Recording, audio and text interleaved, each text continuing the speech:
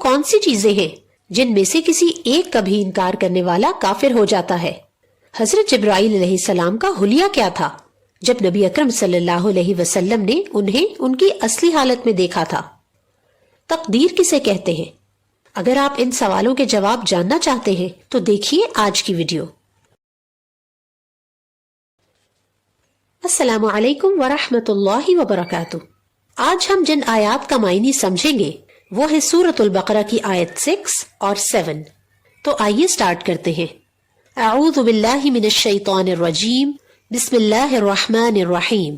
ان الذین کفروا، بے شک وہ لوگ جنہوں نے کفر کیا، سواء علیہم، ان کے لیے برابر ہے، اانذرتہم، خواہ آپ انہیں ڈرائیں، ام لم تنذرہم، یا نہ ڈرائیں، لا یؤمنون، وہ ایمان نہیں لائیں گے۔ سورۃ البقرہ کے سٹارٹ میں اللہ تعالیٰ نے انسانوں کے 3 گروہوں کا ذکر کیا ہے۔ پہلا گروہ متقین کا ہے، جن کی کوالٹیز ہم نے پچھلے لیسن میں پڑھی تھی۔ آج ہم دوسرے گروہ کے بارے میں جانیں گے جو کہ کافروں کا گروہ ہے۔ اللہ تعالیٰ فرماتے ہیں کہ چاہے آپ انہیں اللہ کے عذاب سے یا جہنم سے ڈرائیں یا نہ ڈرائیں، یہ ایمان نہیں لائیں گے۔ سب سے پہلے ہم یہ جانیں گے کہ کافر کسے کہتے ہیں۔ بچوں، کچھ ایسی چیزیں ہیں جن پر ایمان لانا ہمارے مسلمان ہونے کے لیے ضروری ہے، اور اگر کوئی انسان ان میں سے کسی ایک کا بھی انکار کر دے تو وہ کافر ہو جاتا ہے۔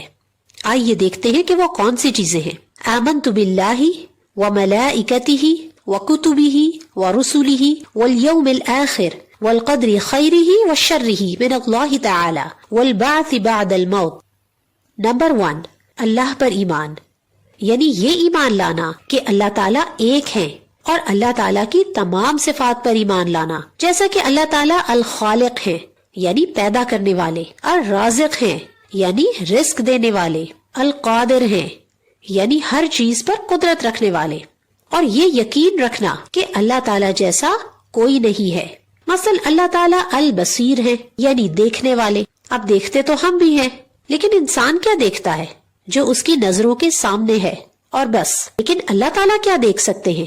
اس وقت اس دنیا میں جتنے انسان ہیں، سمندر میں جتنی مخلوقات ہیں، جنگلوں میں جتنے جانور ہیں، آسمان پر جتنے پرندے ہیں، زمین کے نیچے جتنے حشرات ہیں، اس یونیورس میں جتنے سٹارز اور جتنی گیلیکسیز ہیں، اور ان میں جتنے کریچرز ہیں، اللہ تعالیٰ ان سب کو دیکھ رہے ہیں، اور السمیع ہیں یعنی ان سب کو ایٹ اے ٹائم سن رہے ہیں، اور رب ہیں یعنی ان سب کی ضروریات پوری کر رہے ہیں، القادر ہیں یعنی ایسی ہی ہزاروں دنیایں اور بھی بنا سکتے ہیں۔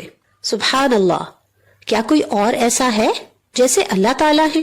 کوئی بھی نہیں۔ تو پھر عبادت بھی صرف اسی رب کی ہوگی، اور دعائیں بھی صرف اسی رب سے مانگیں گے جس کے پاس سب کچھ ہے۔ تو یہ ہے اللہ پر ایمان لانا۔ نمبر 2، فرشتوں پر ایمان۔ فرشتے اللہ تعالیٰ کی ایک مخلوق ہے، ہم انہیں دیکھ نہیں سکتے، لیکن ہم نے ان پر ایمان لانا ہے۔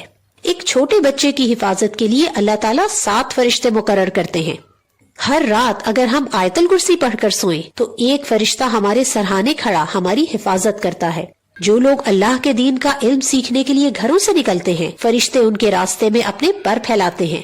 اسی طرح جب انسان بالغ ہو جاتا ہے تو 2 فرشتے اس کے دائیں اور بائیں طرف مقرر ہوتے ہیں جو اس کی نیکیاں اور برائیاں لکھتے ہیں۔ انہیں کرامن کاتبین کہتے ہیں۔ قبر میں 2 فرشتے انسان سے سوال کرنے آئیں گے، ان کا نام منکر نکیر ہے۔ اسی طرح جو انسان اللہ کے دین پر عمل کرنے میں مشکلات اٹھاتے ہیں، فرشتے ان کو تسلی دیتے ہیں اور ان کے دل کو مضبوط کرتے ہیں۔ قیامت کے دن بھی نیک انسان کے ساتھ فرشتے ہوں گے جو اسے دلاسا دیں گے۔ اس کے علاوہ بھی بہت سے فرشتے ہیں جن کا ذکر قرآن اور حدیث میں آتا ہے۔ اللہ تعالیٰ نے فرشتے انسانوں سے بہت پہلے تخلیق کیے، یہ نور سے بنے ہیں اور ہمیشہ اللہ کی بات مانتے ہیں۔ فرشتے انسانوں کی طرح اپنی مرضی نہیں کر سکتے، یہ وہی کرتے ہیں جس کا اللہ تعالیٰ حکم دیتے ہیں۔ اللہ تعالیٰ نے کائنات کے مختلف کاموں کے لیے مختلف فرشتے مقرر کر رکھے ہیں، اور ان فرشتوں کے 4 سردار بھی ہیں، جیسا کہ حضرت جبرائیل علیہ السلام جو تمام انبیاء پر وحی لاتے رہے ہیں، حضرت میکائیل علیہ السلام ان کے ذمہ بارش برسانا ہے، حضرت اسرائیل علیہ السلام یہ تمام انسانوں کی جان نکالتے ہیں، اور حضرت اسرافیل علیہ السلام جو ایک بگل منہ میں لیے اللہ کے حکم کا انتظار کر رہے ہیں، جب اللہ کا حکم آ جائے گا تو وہ سور پھونک دیں گے اور قیامت قائم ہو جائے گی۔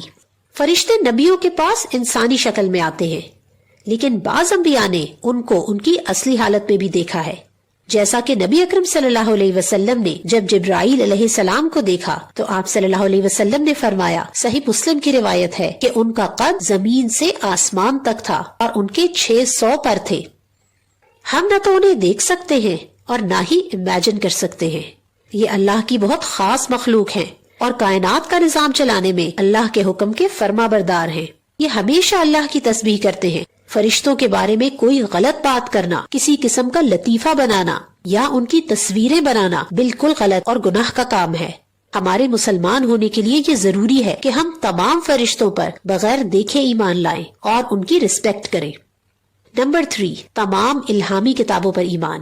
اس بارے میں ہم پہلے بھی کئی ویڈیوز میں بات کر چکے ہیں کہ تمام الہامی کتابیں، تورات، زبور، انجیل اور قرآن، سب پر ایمان لانا ہمارے لیے ضروری ہے، لیکن پچھلی کتابیں صرف ایک مخصوص وقت کے لیے تھی، جبکہ قرآن قیامت تک کے لیے ہے۔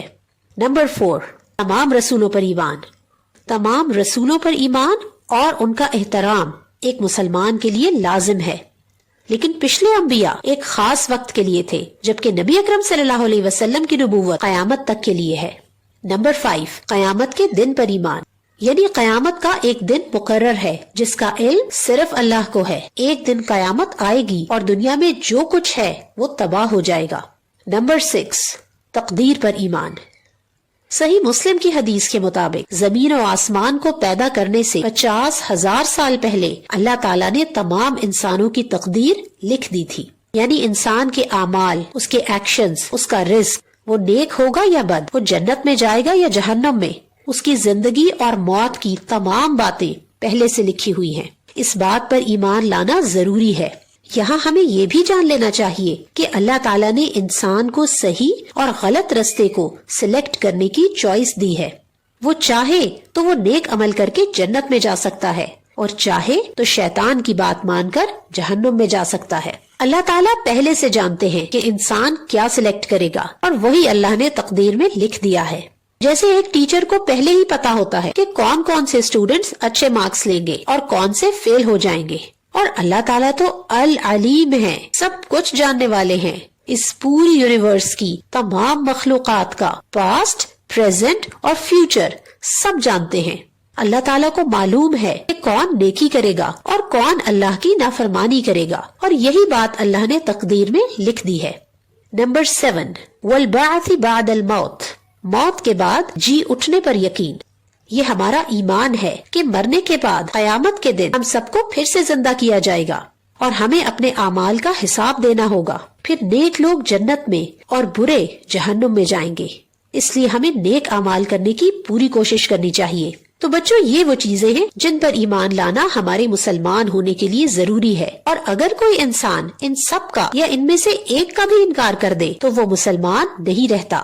اب بعض کافر ایسے ہوتے ہیں کہ جب وہ اسلام کے بارے میں جانتے ہیں تو ایمان لے آتے ہیں، لیکن بعض ایسے ہوتے ہیں کہ انہیں کتنی ہی اچھی باتیں کیوں نہ بتا لیں، وہ ایمان نہیں لاتے، اور اسی بات کا اللہ سبحانہ و تعالیٰ نے اس آیت میں ذکر کیا ہے۔